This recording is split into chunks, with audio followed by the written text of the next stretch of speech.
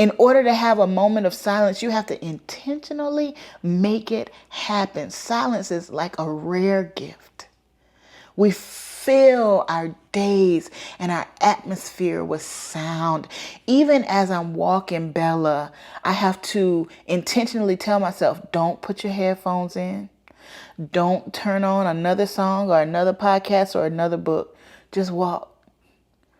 Just be outside and walk the dog so that your brain can rest and recover. One of the reasons why we are constantly overwhelmed is because we are constantly processing information. And not all of that information is bad in and of itself. Not all of that information is overwhelming in and of itself, but it's just too much of it. Hey friends, I am Dr. Patrice Buckner Jackson, but you can call me PBJ, and welcome to another episode of the Disrupting Burnout podcast, where we are giving you the strategies for pouring out purpose without continuing to suffer in the consequences of burnout. Friend, if you've been listening, you know that we are focused on resetting our rhythm, and more specifically this month, we're learning how to take restorative breaks. I know, friend, you don't know how to take a break. You don't know how to take a break. And you know what? If I'm honest, okay, can I be honest? I'm not that great at it either all the time. It's something that I have to work on. All right, I'm going to start by telling on myself because, why not? We're here now, right? So I'll give you a couple of examples. One is right now. As I am recording these podcast episodes for you, between the episodes, I'm going to take a break. And those breaks have included scrolling through social media. I know better. I'm here to teach you about how to take a break, failing to take a break. Even as I caught myself doing it, I had to laugh and say, now I'm going to have to tell them. Now I'm going to have to tell on myself because here I am. We've got to talk about and practice what a real micro break looks like. A break where you are experiencing restoration and recovery. A real micro break. I'll give you another example. So last week I had the honor of speaking at the Women Conference in Mississippi at the University of Mississippi. So shout out to the Women Network, WHEMN. These are women in higher education from all over the state of Mississippi. And y'all, when I tell you the hospitality, baby, listen, they took care of your girl. All right. But at the conference, I gave a keynote and then I led a panel discussion right afterwards. And between those two activities, the host, Dr. Mead, shout out to Dr. Mead and all of my other friends from the planning committee, said, hey, PBJ, take a break. You can go into that room over there, have a seat, get a few minutes before you come back out. My assistant was with me, and of course she said, PBJ, there's a couch in the back of the room because this room was glassed so you could see in. She said, there's a couch in the back of the room. You should probably go sit in the back. Well, are y'all praying for Sharon? Because she needs it, because I'm a mess to take care of, okay? Because I did not listen. I said, oh, I'm good. I'll sit right here. And I'm thinking, well, I want to be close to the door so when it's time to get back on stage, I'm not late, blah, blah, blah. I should have listened, because sitting there was like a magnet, and I loved it. People came, we hugged, we took pictures, there were tears, all the things, and I'm so grateful for it. And I looked at the corner of my eye, and Sharon was like, now I told you to go sit back there. So it wasn't a break. It was not a break. Was it fruitful? Yes. Did it fill my heart? Yes. Was I glad to hug those necks? Yes. And it wasn't a break. So we have to talk about and learn how to take effective micro breaks. Micro breaks are throughout your day. throughout your day? How are you taking breaks throughout your day to reset, to recover, to be refreshed, right? PBJ, I can't stop. I don't have time to stop. If I stop, all of this falls apart. We're short-staffed. I don't have anybody that can take my place at work. I don't have support at home or at work to stop friends. If any of these thoughts come to mind when you think about taking a break, you are the person who needs to stop the most. I want to offer you our stop plan. Simple. I want you to use the same strategies and wisdom and skills that you use at work. And I'm going to guide you to using those strategies to plan micro breaks. I'm not talking about a month sabbatical, but can you incorporate micro breaks into your life as a regular rhythm of rest so that while you are serving, while you are giving, you can have moments of revival so that you can live the life you're living sustainably? Friend, you need to grab this stop plan. Make sure to click the link in the show notes or wherever you're watching or listening to this so that you can get what you need right now. It can't wait. I know you do a wonderful job, but people don't know what it cost you to be you. And you know what the cost has been. It's time to stop. Grab the plan today. I want you to think of a real micro break as a moment where your brain gets to rest. Let's get a little deeper into it because I think you think you're taking breaks, but you're not. You think you're stopping for a moment, but you're not. If you stop for a moment and like I did today, start scrolling and taking in more information to some point, maybe doom scrolling, that's not rest. That's more impact, more information, more processing on your brain. That's not rest. If you take a break to have a conversation with someone, even if it's someone you love, and there is a place for social rest. There is a place to engage with other people, to feel connected, to have that reciprocity. But that's not what we're talking about in this moment. I'm talking about micro breaks through your day where your brain gets the opportunity to recover, where your brain gets the opportunity to release toxins, where your brain gets the opportunity to kind of reset itself so that it can take in more information. And that is not having a conversation with a friend. That is not listening to a podcast, even if it's mine. That is not listening to an audio book. That is not, we are addicted to information. We're addicted. We are addicted to taking in more and more and more information. You don't even have moments of silence right now. In order to have a moment of silence, you have to intentionally make it happen. Silence is like a rare gift. We fill our days and our atmosphere with sound. Even as I'm walking Bella, I have to intentionally tell myself, don't put your headphones in. Don't turn on another song or another podcast or another book. Just walk.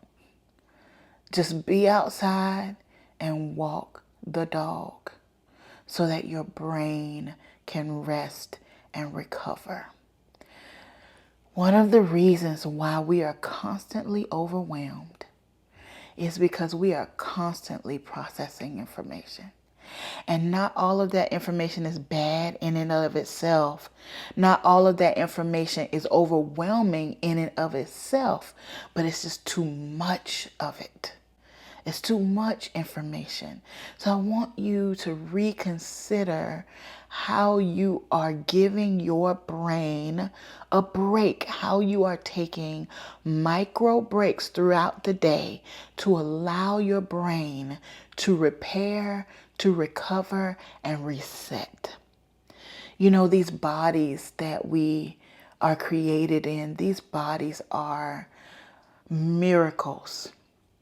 It's a miracle how your body can heal itself, how you can get a cut and in a few days that cut has healed and new skin has grown, or how you can go through surgery and through going through that surgery, your body begins to mend itself back together, or how cells can regenerate. These bodies are a miracle, and that includes your brain. Your brain can recover. It can refresh itself. It can release toxins. It can reset. It can come back better after a break. But we have to allow time, and we have to be intentional about taking micro breaks that are effective. So let me give you a few ideas of micro breaks that are effective. And friend, I'm going to tell you now, there are things that you know. There are things that you know, but they seem too simple. They seem like things you really don't have time to do, right? So I got a list here that I literally Googled. And then I have a list that I've written for you that I want to share with you, right? So this is just straight Google, all right? Let's not be deep here. Let's straight Google, okay? When I put in restorative breaks in Google, here are some of the things that came up. Move your body. Even a short walk or a moderate exercise can improve your concentration and cognitive functioning. Whether that is 3 squats or 5 squats, get up out of your chair to do that. Whether that's a walk down the hall and back, or you shut your door, you turn your music up and dance. Move your body. Connect with nature. Being in nature can be restorative. I want to come back to that one. Rest your eyes. Take a break from screens. Stretch. Stretching can help you relax. I want to come back to that one. Meditate. You can listen to a guided meditation or attend a session online. Take a nap. A short power nap can help you feel more energized. So let me talk about connecting with nature. I want you to think about how you can walk outside. I'm talking 5 or 10 minutes. Walk outside. And this is not my meditation, but this is one I've heard over and over for years. But it helps. It's a mindful exercise that allows you to ground yourself in your environment. So let me tell you what I mean. Walk outside, and I want you to name 5 things that you see. Doesn't matter what it is. A tree, a flower, a bee, a car, a building. It doesn't matter. 5 things that you see. And then I want you to name 4 things that you hear. For whatever it is in your environment, in your atmosphere, 4 things that you hear. So right now I can say, I can hear Bella snoring. I hope y'all can't. I took her little bells off, and I took all of her little ringy dingy things off so that she would not interrupt our podcast. And now she is snoring like a grown man. All right, focus, PPJ. 5 things you see, 4 things you hear, 3 things that you smell. 3 things that you smell. 2 things that you can touch, and 1 thing that you taste. Sometimes taste can be a little hard, but just try it. The goal is not to get things right. The goal is to ground yourself in your environment and allow your brain to just center for a minute. And the next thing is to take a deep breath. And when you're taking a deep breath, even if you're doing this from your desk, I want you to take a deep breath and hold it at the top for 4 seconds and then release it very slowly. So you take your breath in, 1, 2, 3, hold, 1, 2, 3, 4, release, 1, 2, 3, 4, 5, 6. Sometimes we don't even realize we are holding our breath, or we got our shoulders up by our ears, or our tongue is stuck to the roof of our mouth because we're not relaxed. So after a tough meeting, or after a big assignment, or a hard project, or maybe you're still struggling with it and you haven't gotten it done yet, just take a moment. Take a moment to ground yourself. Take a moment to breathe. I want to talk about stretching. Stretching is something that I have rediscovered, I'll say, in the last year or so. So, growing up, I was always a cheerleader. Yes, I was. I was the captain of the cheerleading squad. I did not play. Okay, I was a serious cheerleader. But I remember with cheerleading, stretching just seemed like the throwaway thing. We did it, right? Because we were tumbling and, holding folks up in the air and all the things. So we did the stretching, but it just felt like something extra. Okay, we just gonna do this to say we did it. We checked the box. It wasn't until I turned 40, friend, that I realized how essential stretching is and how important it is to stretch. Learning how to stretch has literally relieved pain from my body, my knees and my hips and my lower back. And pain, I'm talking chronic pain, day-to-day pain, working with, shout out to Dr. G, Dr. Santrisa Greenwich with my wellness sessions. Dr. G has taught me the power of stretching and how a stretching regimen helps my muscles carry my body and do what I need to do without pain. So when I say stretching, I'm telling you, do not sleep on it. Do not sleep on it. Do not just check the box, but learn how to stretch effectively. Dr. G encouraged me to get a stretch strap that helps me to stretch more deeply. Y'all just do it, okay? I'll link Dr. G here so that you all can reach out to her if you need help. But really, learn how to stretch well. Learn how to stretch appropriately. Learn how to stretch effectively. It will bring you relief, especially for my friends who are 40, nearing 40, over 40. Friend, you need to be stretching. You need to be stretching. I don't know if anybody told you, but you need to be stretching. And there are some stretches that you can do just sitting at your desk. There are some stretches that you can do just standing up in the office or in your classroom, wherever you might be. But you need to learn how to stretch your muscles, not only to relieve you physically, but also to relieve you mentally, right? So I'm going to keep giving you some tips for how to take an effective break, a micro break that works. So here are a few more things. We talked about walking outside, deep breathing, mindful exercises, breath prayer, where you breathe in and you breathe out. And as you breathe in, maybe you breathe in a request, and then you breathe out a scripture or affirmation or word that encourages you. Whatever works for you. Maybe it's scripture that you recognize or you've memorized. Whatever works for you. But breath prayer is another way to take an effective break.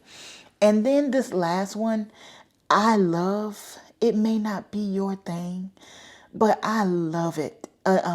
Another way of grounding is to literally put your feet in the grass or your hands in some dirt. Now, friend, listen to me. Just stay with me, okay? Like, I grew up in the country. I grew up in Crocketville, South Carolina, and my people are farming people. And when I was growing up, I thought inside was my assigned place. I don't want nothing to do with all that dirt. I don't want to be out there. I don't want to pick nothing. I don't want to be in the heat. I didn't want anything to do with it, right? But as I've gotten older, I have learned that having my hands in the soil, whether I'm replanting one of my potted plants or whether I'm planting a new one or putting a little raised bed together, having my hands in the soil fuels my heart. And I am not out there calculating anything, trying to figure it out, processing anything. I'm just doing what I'm doing. I'm just doing what I'm doing, and it is so refreshing to me. It gives my brain such a break. So when I say micro break, you don't necessarily have to sit there and just do nothing. For a lot of us, that is detrimental because then our mind really starts to run, right? But you can do activity that allows your brain to rest. I'll give you one more and then I'm going to let you go. So last week, I've told you also, I have a community of women called the Heart Work Community. And this community is faith-filled women, and we walk out our faith together. They're also professional women, so we talk about work strategies and how to get through things, and we do life together, from empty nesting to retiring to getting new jobs to getting married to having babies. All of it is happening in the Heart Work community. And last week we had a celebration. We have some sisters in the community who are getting married and who got new jobs and who are preparing to welcome a new baby. So we took a moment to celebrate our sisters. And in that celebration, I mailed the ladies, I should have gotten all of this to show you, but I mailed the ladies a packet. And I told them not to open the packet until we were all together on Zoom, because they live all over the country, until we were all together on Zoom and we opened them. And before they opened them, I told them that the theme of our celebration was BTK Day. And I had them guess what BTK was. Some of them got pretty close once they saw what was in the packet. But BTK is Back to Kindergarten Day. And this is something that I would do with my college students as they got into midterm time or exam time and they were all stressed out. I would call a BTK day. And for BTK day, I would bring coloring books. So I sent all the ladies a coloring book, and I sent them some colored pencils and some Play-Doh and mini puzzles and I think that's it. I can't remember if there. Oh, we got some special Heart Sister keychains made, so they got their official keychains. But what I told them was I wanted to offer them the gift of simplicity. I wanted to offer them the gift of simplicity because when things are chaotic, simple is a gift. So I encouraged them, if they felt like coloring, if they felt like playing with Play-Doh, if they felt like putting together a puzzle, I encouraged them to embrace simplicity in the middle of the chaos. So maybe in your micro break, you want to keep a coloring book and some pens in your office. Or maybe a little mini thing of Play-Doh or a little puzzle. I've been thinking about how I can take my life back to a simpler time. In the middle of chaos, simplicity is a gift. So I've been intentional about, instead of the scrolling, instead of the information, instead of the devices, what can I do that allows my brain to recover? So maybe you want to color, or you want to play with Lego blocks, or whatever fuels you, friend. But I want you to practice, and it takes practice. If you have been overworking and overachieving for over a decade, it's going to take more than one time trying for you to get this right. So I want to encourage you to practice taking effective micro breaks throughout your day. Give your brain a chance to recover and restore itself, a chance to release toxins, a chance to process information from earlier in the day, and watch how your brain will reward you by coming back more focused, more productive, more creative, more strategic. Friend, you can get the thing done. You hear me? The things that are frustrating you, the things that feel like brick walls, like you cannot find the solution, I dare you to give your brain a break. I challenge you. Walk away from it. Give your brain an effective break and watch how your brain will respond in giving you what you need. All right, friend, I got to let you go. But I hope you got what you needed. And my challenge to you is to practice taking effective micro breaks throughout your day. And then let me know. Let me know you did it and how it went. And keep trying. All right, friend, as always, you know you are powerful, you are significant, you are brilliant, and you are loved. Love always, friend. PBJ. I'll see you next time. Bye.